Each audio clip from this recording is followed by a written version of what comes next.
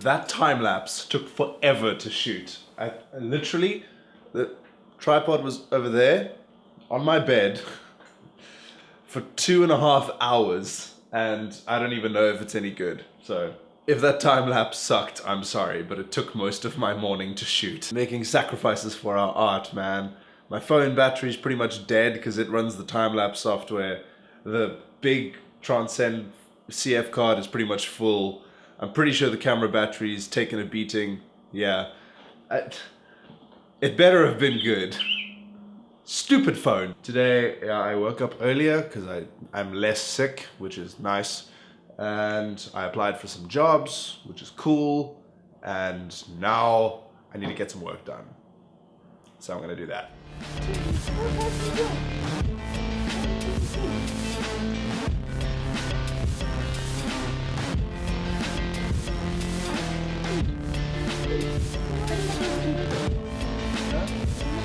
Well, she just ran at me.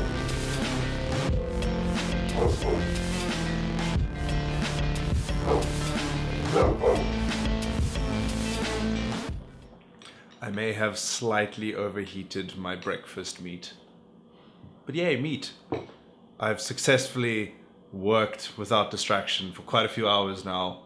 So it's 1:30, which means breakfast time. Okay, this is something that's been bothering me for a while, and I've actually talked about it quite a bit, about how Canon full-frame cameras like the 5D Mark II that I'm using have a very specific number of lenses that they can use. They can only use full-frame lenses, and they are super, super expensive.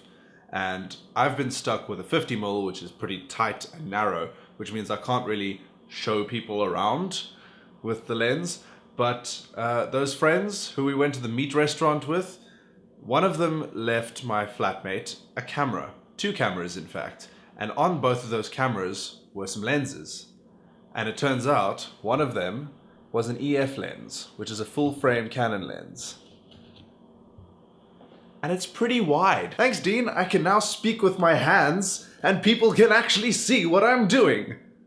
Now, obviously a wider lens like this is fantastic if you're vlogging. In fact, the 28 to 90mm lens that I'm using right now is essentially the kit lens for full-frame cameras, because if you factor in the crop factor on EFS cameras or crop factored cameras like the 550D or any one of the 100 series, in fact, I think, then you get pretty much the same field of view, except on a crop factor and, you know, less pixel information, tra-la-la, camera stuff. What's cool about this is if and when my GorillaPod gets fixed, I can actually show people things. This changes the game for me completely. I am very excited now. Another big thank you to Bernadine and Clarine. I will not damage your lens, I promise. Tech warning, I just find this interesting and I feel the need to talk about it. This lens has a maximum aperture of 4, which basically means it can only open up a certain width. Unlike the 50mm that I was using, which is now sitting on the film camera, the 50mm opens up to 1.8, which is how you get that soft focus behind you. In fact, Jerome was talking about that, and that's why he got the 50mm. Soft focus behind you, shallow depth of field, looks great. But when I move around, I want a wider field of view. So you sacrifice the shallow depth of field to get that width, and I love it. Okay guys, as you can see, because of the wide lens, it's quite a bit darker now because I really got into work mode and did several hours of particle effects stuff that I hope my client will like.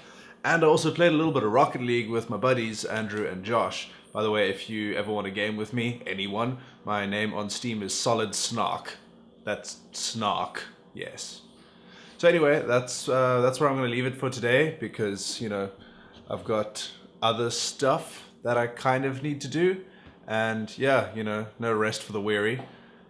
So that's going to be it. Thank you so much for watching. Like, share, subscribe, tra-la-la-la, social media, blah, blah, blah. And I'll see you tomorrow.